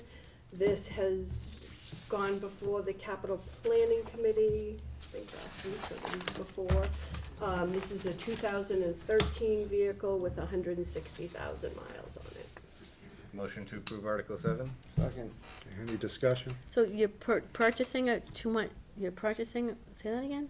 Purchase is We're 113. getting rid of a 2013 with 160,000 miles on it. You're getting a new car. Yep, Okay. and it's a Ford SC's Interceptor, thank you. And is this part of the general vehicle replacement? No, this is more of an administrative vehicle. It's the chief's cruiser. The white one I always drive around in. Yep. I've pumped almost $8,000 into repairs in it. It's 160,000 miles on it. It's a 2013. Okay. And I'd like an Interceptor because I get bored and I like to go out on patrol every now and then and do things. So I didn't want to ask for just an administrative vehicle. That's no good for dual purpose. So if need be, I can rotate it in. You guys can take it every now and then, but Yep. I prefer they don't. They're hard on vehicles. I tend to be. So this has gone through capital planning too? Yeah. And the reason our regular rotation that you see appearing in the capital outlay section of the line item budget, those vehicles aren't required to go through capital planning, although they meet the $10,000 limit. They don't generally last over 5 years. They're rotated every 3 years is when they start having issues. The administrative vehicles, they can go 5 to 7 years. So because they meet the CPC criteria. requirements, they go It was before the reviewed, capital okay. planning. Okay, all those in favor? Aye. The Article 8 is requesting, request by the fire chief for a power load stretcher system. You may recall when we talked last year about the purchase of the new ambulance, we had applied for and hoped to be successful in getting a grant for the power power load stretcher. We were not successful. So what they're asking, they're coming back and saying, okay, we didn't get the grant, we'd like to take it. And again, this is coming from the ambulance enterprise free cash. So it's still within the self-supporting enterprise fund. Yeah. So the ambulance and the whole proposal went before CPC last year. Do you know what that'll bring their enterprise free cash account down to? It's down to like about 60, 70,000? Yep, 54, yep. Yeah, they're at 104 now, so 54. Okay. Motion to approve Article 8? Second. Any more discussion? I'm really pleased with how well they've been doing with their system, and I think we always have to give them credit for running it well, running it efficiently, and running it at a profit. Doug's A lot doing a of great people were job. skeptical about their ability to do that, so I just want to give them credit for that. Yeah, Chief Jandron's very mindful of the budget, and they also make every improvement they can make. And I think it's a great piece of equipment. For anyone wondering, this is a stretcher with power legs with, used to be a team lift, everyone gets around and you pick the stretcher up and the legs snap down. This actually has power legs that'll extend under itself. So if you've ever seen anyone a large person get team lifted into an ambulance, this can save many backs. Yeah. A great And the thing. whole ambulance team needs to, in the next ambulance that comes along. Right, right. I So, agree with Dan. so, all those in favor? We might Aye. already, Aye. aye. Article 9 is seeking $150 coming from the receipts reserve fire alarm account, going into the account to repair the fire alarm system. That was $150 that was left over in that account. Motion. Second. Okay, any discussion? All those in favor? Aye. Aye. And Article 10, we're seeking $220,000 from free cash to repair, renovate 31 Plum Island Boulevard for the purpose of providing seasonal restroom facilities and a police annex on the side. You may recall we had Senator Tara put in an outside section of the budget, $350,000 for this project. They were only successful in securing $40,000. So this is, and again, this is based on the quotes. So our DPW will be able to do some of the work, but the majority of the expenses in the plumbing and electrical. They'll have to go out to bid and stuff, right? Oh, yeah. Yeah. Oh, yeah. Motion to approve Article 10. Second.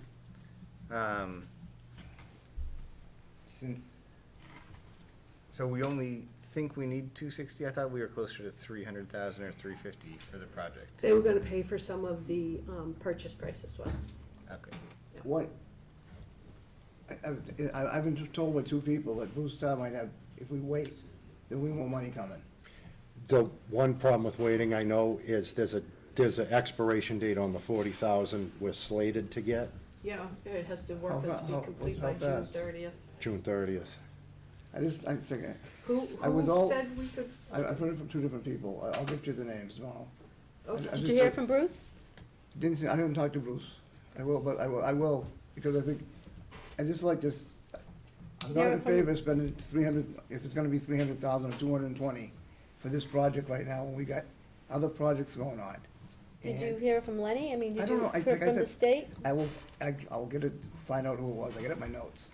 It just went past me that the money was still available in the fund of the state. I will find out for you, Alicia. I still think we should move this forward. If there's funding available and we find out about before town meeting, we can Yeah, turn we down could the go- article. Can we still grant write for this and stuff? And what will happen in that event, if we appropriate it at town meeting and we're subsequently successful in getting grant funding, then this part of the appropriation doesn't get expended. That's happened I know. before. So we could certainly, But I think moving this forward, since we purchased the property, we need to get those bathrooms functional. Stop having our annual porta potty fights and, that would be nice. and clean up Center Island, so. And Bruce will Yep. be able to give us an answer pretty quickly if Yeah, there's I'll a reach out chance. to him I mean, tomorrow if for there's sure. a real good I'll chance do at that. Please do. some other Yep. funding source in the next budget, I don't know, because it's certainly not in this budget. So, any other comments? So, all those in favor? Aye. Aye. Okay. Article 11, we are seeking $137,000 from the Receipts Reserve Cable Television PEG Access Special Revenue Fund for the support of PEG Access service equipment and programming. You're all aware of the issues we've been struggling with. We've had 3 consultants come out and give us prices, and this was right around the ballpark, the midpoint of what we need. We've recently hired a gentleman who's starting part-time to work on the programming. The expectation is, as things change, probably December, January, he will become more of a full-time employee and could ultimately rise to the director based on the, the criteria The consultant's report? the media committee had established in the consultant's Wh- wh- report, wh- so we're moving in the right direction. Who do we hire? Ethan Cohen, Good man. yeah. Very good Yep. guy. Motion to include Article 11? Second. Okay. And this will fix the problem with the TriCast. It'll Don't fix say that. everything. This is the TriCaster, yeah, this will provide for a new one, yeah. Can I just see a list of what's in this? Of course, Yeah, okay. yeah, we have three Yeah. quotes. Yeah, I'll just see the quotes. Sure. Thank you. Okay, all those in favor of Article 11? Aye. Aye.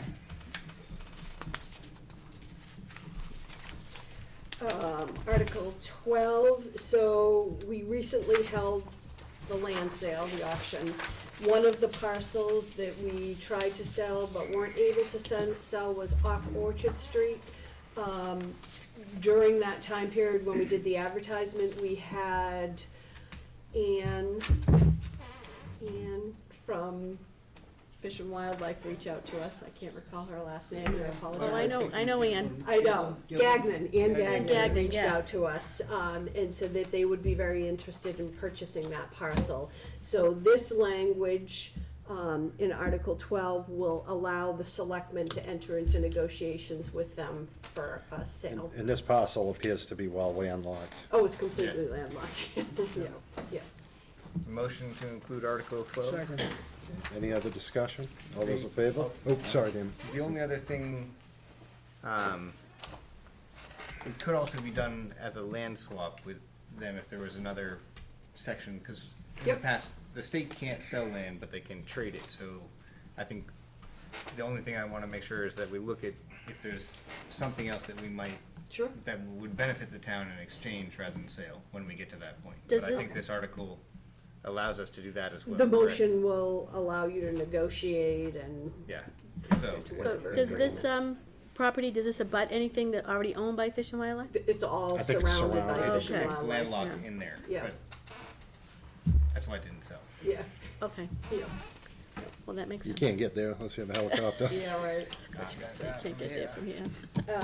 And Article 13, the last No, article. no, we have to vote on this. All those in, any other discussion? All those in favor? Aye.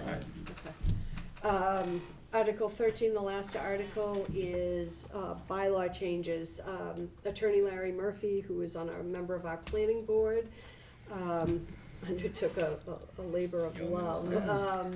Something that's always been on our pending list, but never would rise to the top. We've always envisioned it would take a team of people to Absolutely. get through this. Absolutely, so he went through all of our bylaws to find conflicting issues, to review typographical errors, deleting punctuation, all of the like. So what you're gonna see is two separate presentations. Here at the special town meeting is just addressing, typographical errors, that kind of stuff. In the spring town meeting, we'll be bringing forward all of the conflicting issues, the more substantive issues for deliberation at town meeting. Okay, That'll be a long night. Yep. Okay, Motion to approve Article 13. Second. any discussion? Just thankful that he did it. Oh, man, Yeah. what a very- task. can we very write him a grateful. thank you note? I think we already Thank you. authorized one. So, all right, all those in favor? Aye. Aye.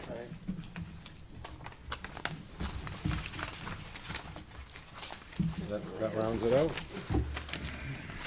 All right, thank you, Tracy. Okay, old business, Town Hall Advisory Committee discussion. Given what's been going on with the police station and our lack of new applicants, I thought we should have a discussion about the charge and potentially set a time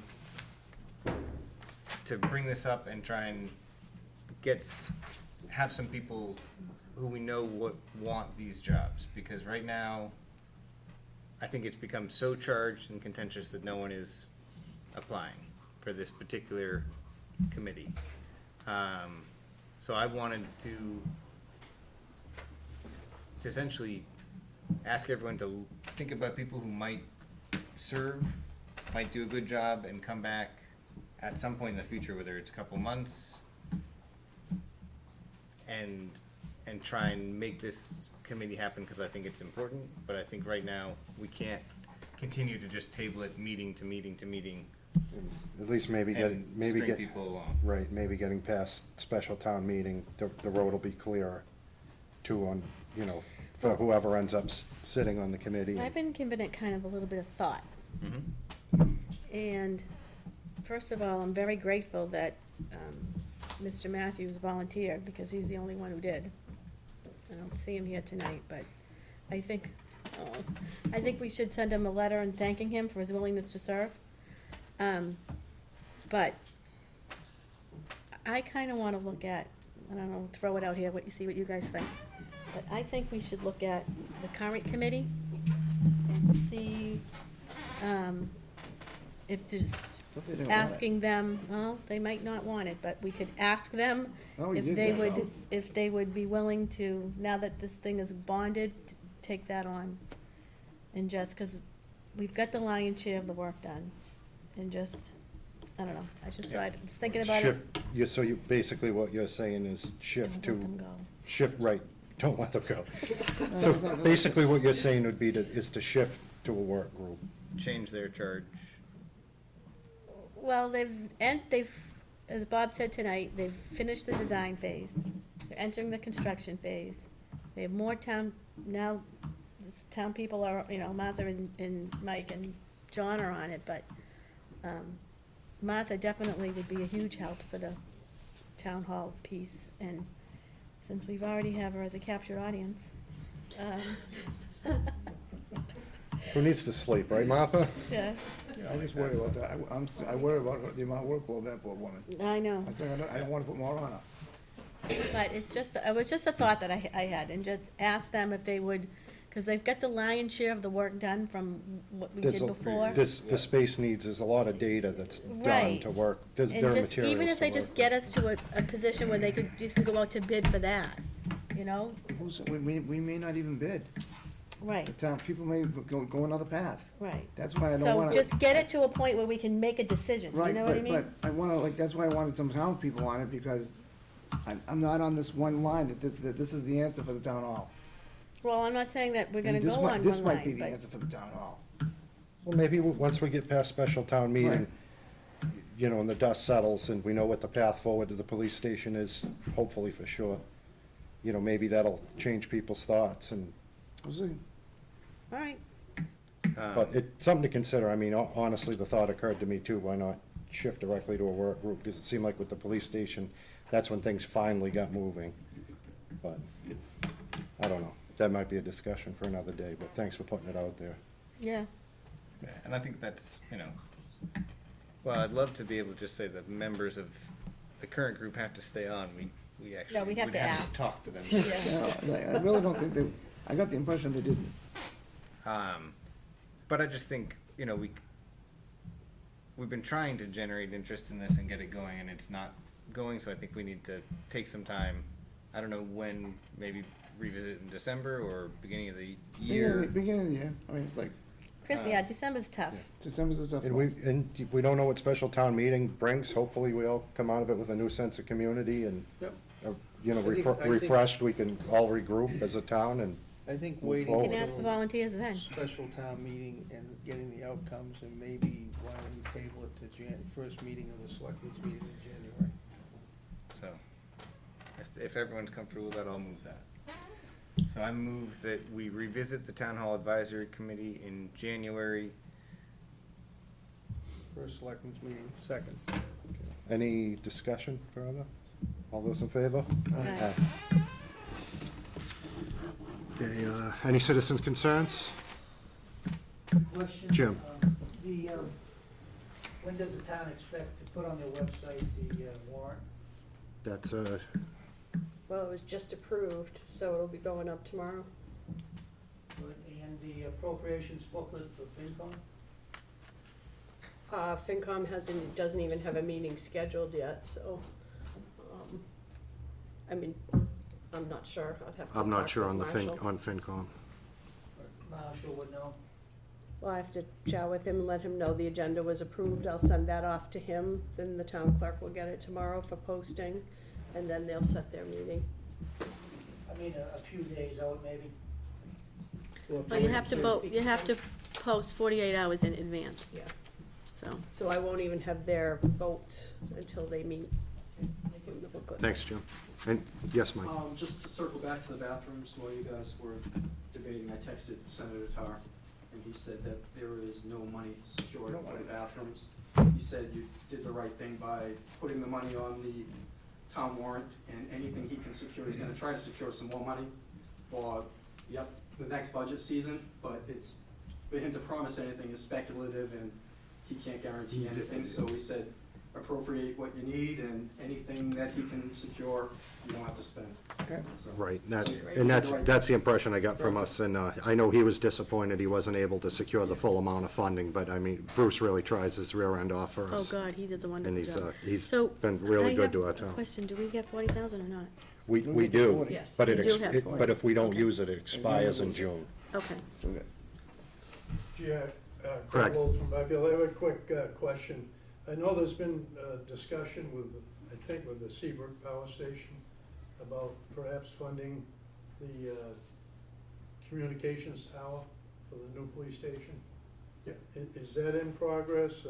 Yeah, it's very difficult because they just passed a graded exercise, so they don't really need us for another 2 years. But they are more than willing to talk, but they won't sit down at the table until we know exactly what we need to purchase Okay. and get the specifics of the size of the generator and the specifics on the tower, which I think we're pretty close. I'm not the technical guy in the architecture stuff, but when the architect and the OPM and stuff tell us that it's the right time, we'll absolutely have a meeting with them. Because they paid for the last generator, Yes, didn't yep, they? And the tower?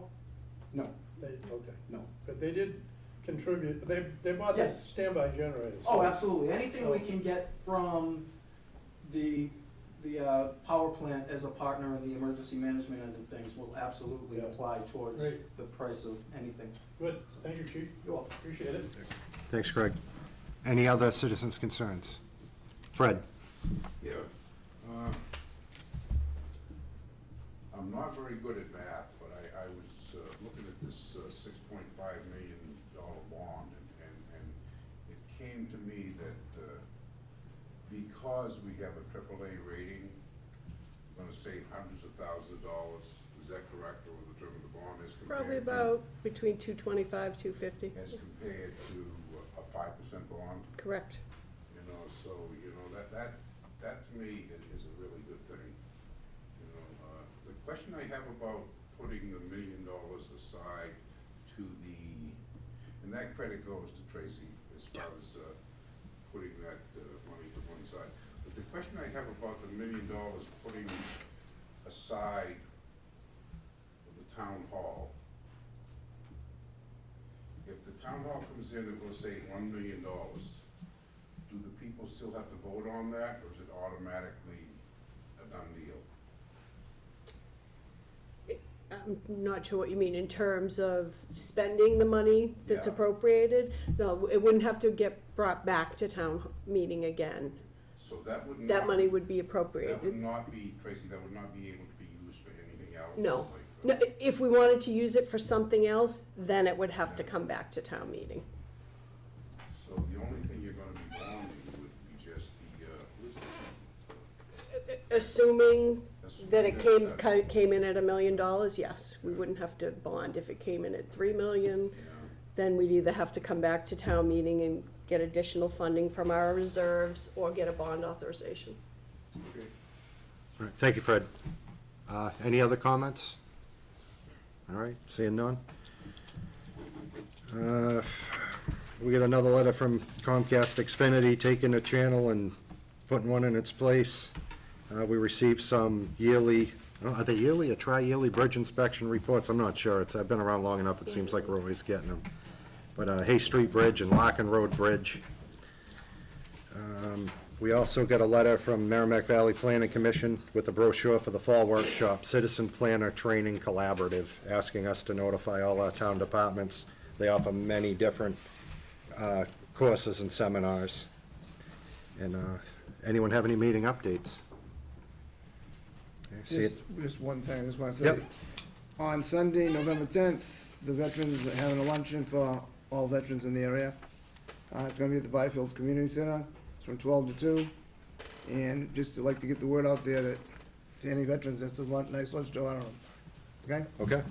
I guess, for the November 14th BCC meeting, I will not be able to be there, because I'll be working, and so another selectman should be there.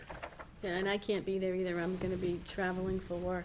I'll be out of the country. I was going to tell Chairman Colby, as of Friday, I'm done at Triton. Okay. So I think, and usually there's no cooling off period, so I can be voting for Triton, so I can go to the meeting. Okay? Mhm. I'll go. Okay.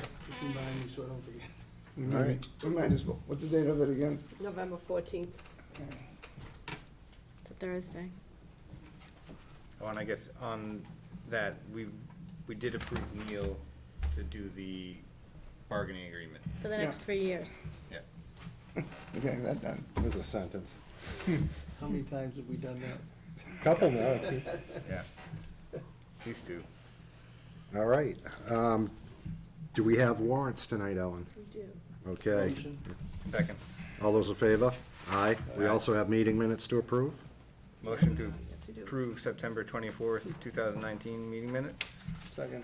Okay. All those in favor? Aye. Aye. All right, I'd entertain a motion to adjourn. So moved. Second. All those in favor? Aye. All right. Thanks for coming tonight, everybody. Good night, everyone. Good night.